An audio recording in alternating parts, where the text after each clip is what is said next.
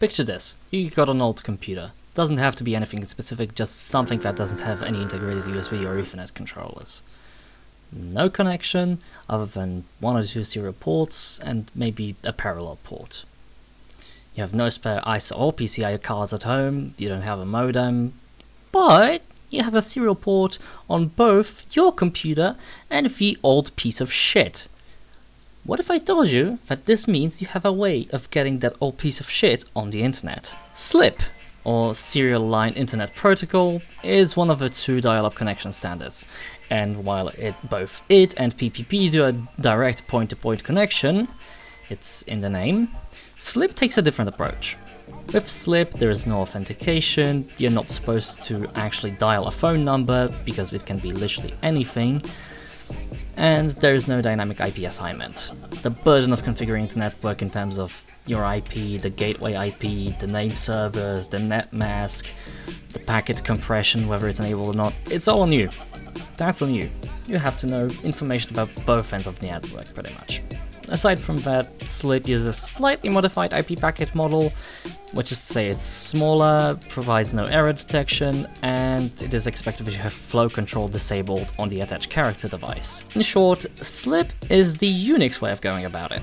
Matter of fact, much like TCP/IP, its roots can be traced back to BSD. However, unlike PPP, SLIP was mostly used for, work intranet or things like that, where you had one big machine with a shitload of serial ports put on expansion cards, and it maybe had some interconnectivity with the outer world, but it was usually just a peer-to-peer network. It only started picking up steam in terms of, the interconnected world in the market of dial-up in the mid to late 80s. Due to its shortcomings, as well as the technical limitations of modems of the time, SLIP would use compressed packets and would require connection with as little noise as possible. Once again, no error connection, which means even the slightest disruption can fuck everything up. In the mid-90s, during the advent of common home computing, SLIP would be promptly displaced in most applications by its successor, PPP. Since that isn't our focus today, I'll touch on it briefly and say that it's still used today for the few dial-up ISPs that are still around, as well as DSL or ISDN. Approximately 3 months ago, I stumbled upon an article written on the Astrobaby blog. In case you haven't ever heard of it, or haven't heard me bring it up, if you're my friend, it's that one blog where I get a lot of bad ideas from, like for example running AAX on QEMU. While I was searching for things related to System 5, Unix, networking on the QEMU guest, I stumbled upon this blog post. You see, when it gets to emulating any System 5 distro that wasn't either made past 1996, made by a specific OEM, or made by a CO, God forbid, you might find yourself facing a certain issue. There is no Ethernet drivers for any legacy Unix that support consumer cards, including the era-defining novel NE2000. In the aforementioned blog post, Astrobaby cites an entry about emulating Dell Unix, written by none other than Tenox as their inspiration, which goes over running said System 5 distro in box, and using a rather, shall we say, jank way of connecting the Unix guest to the internet. Instead of the previously presented idea, Astrobaby proposes a different approach, exposing the serial port of the guest as a PTS device on the host. Surprisingly enough, QEMU just lets you do that. That's kinda cool, honestly. Unfortunately, just because we got rid of the jank, that doesn't mean anything got simpler or more convenient. Here's what the host side preparation looks like. On one terminal, you run this simple command, where the X stands for whatever number the multiplexer assigned to your VM's serial port. On the other, you run this. This was my first interaction with using a bridge instead of user mode tap networking. This shit sucks major ass. Not only that, it also turned out to be completely pointless. Once I was familiar with the model of point-to-point networking, I decided to try it out for myself. And this is where one of many ugly things about QEMU handling low-level IQ/DMA shit started showing themselves. For starters, once I set up the PTS device on one serial port, regardless of what else I tried to do, including the examples documented in the blog post, I could not, for the life of me, attach a mouse. And that's not the worst part, because once that was set up, I couldn't even start X. That was already extremely alarming, but that worst was yet to come. You see, QEMU is a bit stupid. Let's go back to IQ/DMA. Back in the day, there wasn't really a smart way for the average x86 machine to figure out in what memory range a certain expansion card reside. Instead, you'd have to flip a switch, or maybe a few switches, to tell the card is supposed to be at X location in Y to Z memory range. Not particularly user-friendly, but once you did that, you'd have an easier time telling your OS how it could access your hardware. QEMU usually does that in a plug-and-play style, which means it does it automatically, and in this situation you'd end up dealing with things like system crashes, the device you're targeting not responding, or straight up the entire system locking up until it manages to access the device and finish the task. This is the case for QEMU's Sound Blaster 16 PNP emulation. While the audio plays, you end up in one of the two scenarios. Scenario A. The task is performed with correct speed and timings while the guest locked up. Scenario B.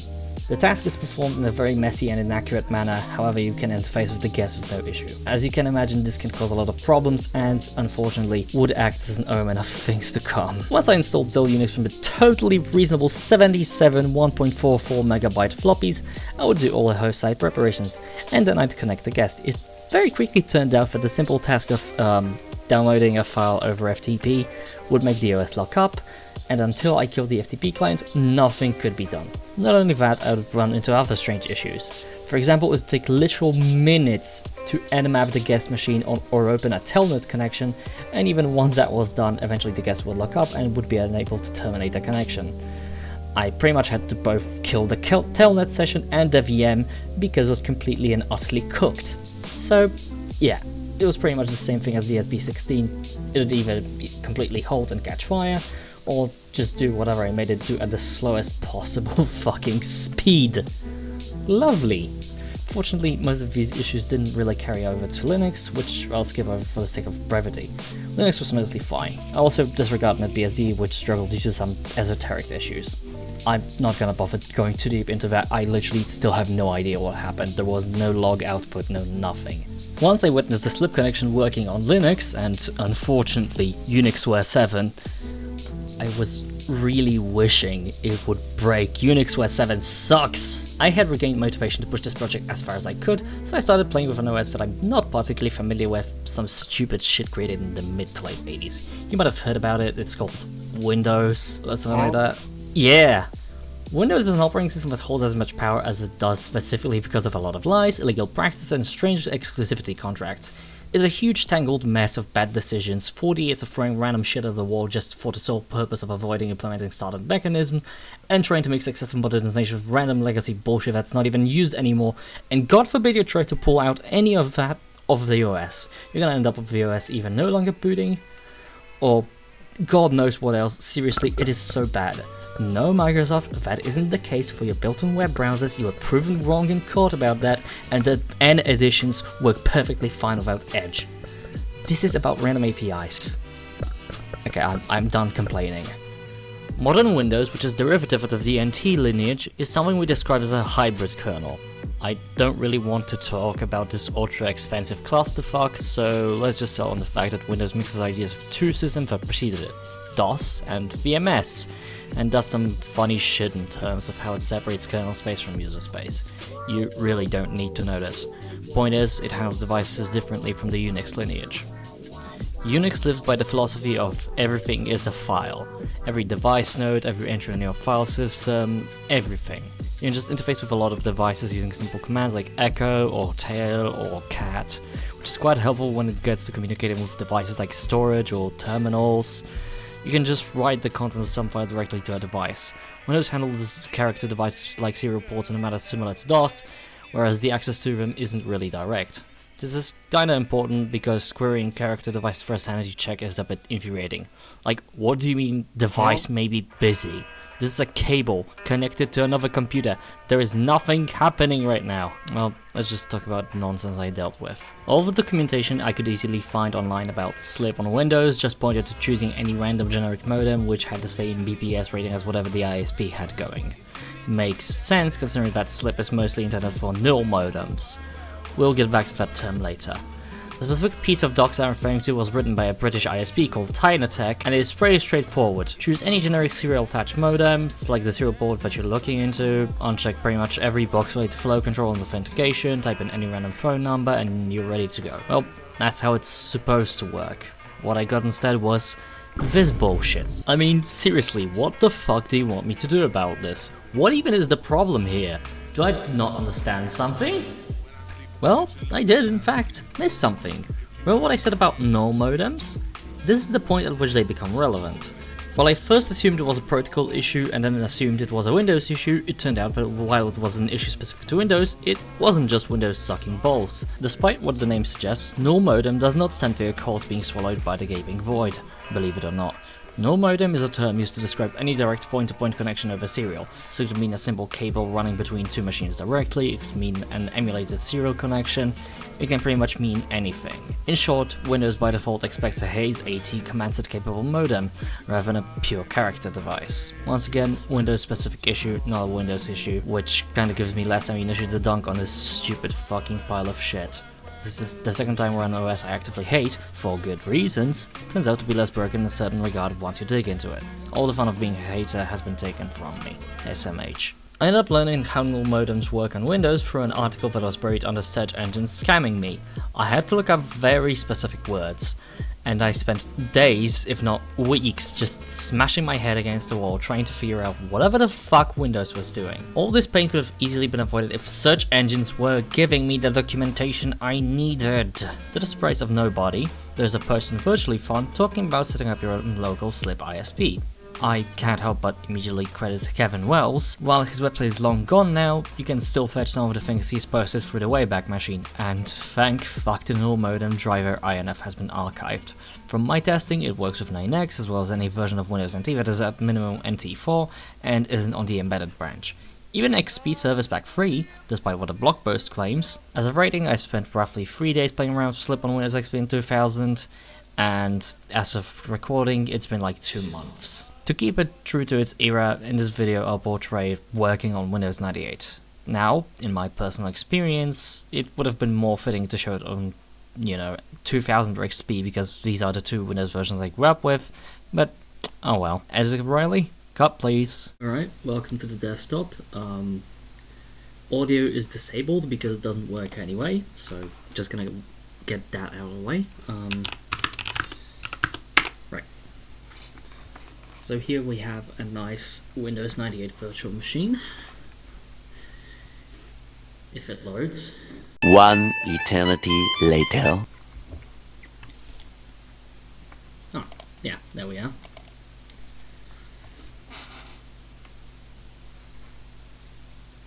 And here it is, Windows 98.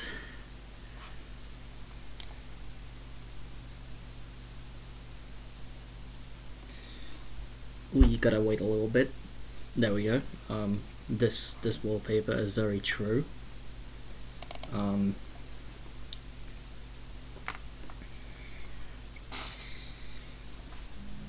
Here's the specifications if for some reason you wanted to know. I'm emulating a VSC3 standard i440 FX motherboard. It's 168 megabytes. All of this is normal. Right, I'm gonna exit Messenger because I don't want to leak my contact list. Right, now.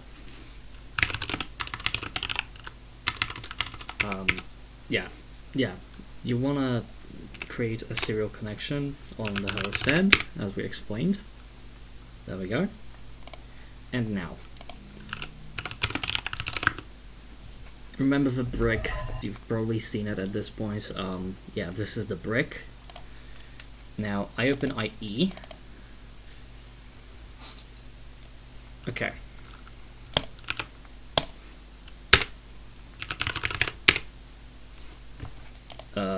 No.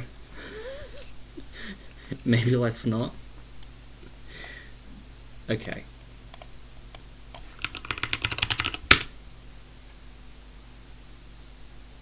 Ta-da! It works, so now I can go here.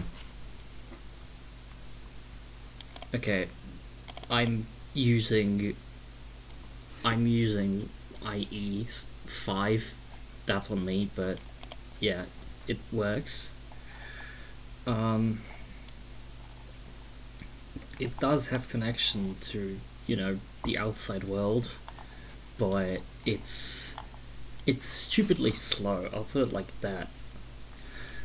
Like, I can, let's say,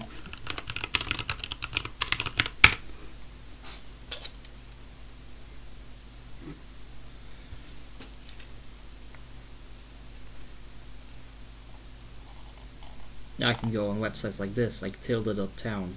I can do that.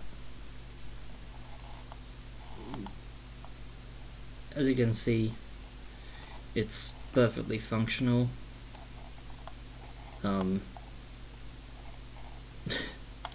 These 88X31s are a little bit too big. Some of the things are scaled incorrectly, others are just going out of bounds, but that's par for the course when it gets to an IE version this old, right? That's pretty much all I wanted to show, the fact that it connects to the internet over serial, and just so you know, here it is, 115 200 bps, and if I go here, no network device, just a serial console. It works kinda well, and just as a proof of concept, okay, I'm gonna open MSN Messenger and then just censor out my contact list in post. Oh god.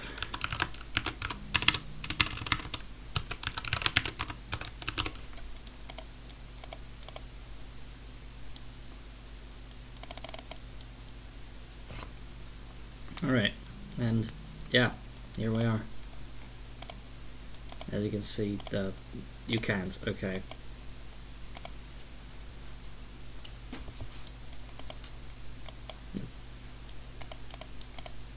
But yeah, that's about it for what I wanted to show.